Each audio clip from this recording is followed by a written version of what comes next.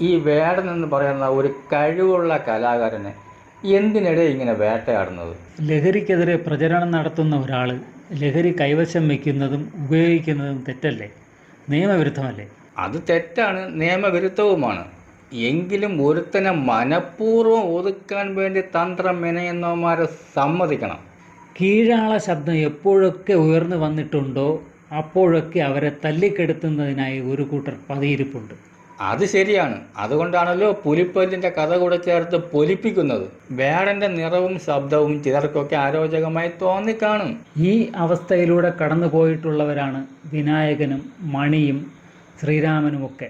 വേട്ടയാടാം, അപമാനിക്കാം, അവഗണിക്കാം, ഒതുക്കാനാവില്ല, ഉയർത്തെഴുന്നേറ്റ് വരിക തന്നെ ചെയ്യും.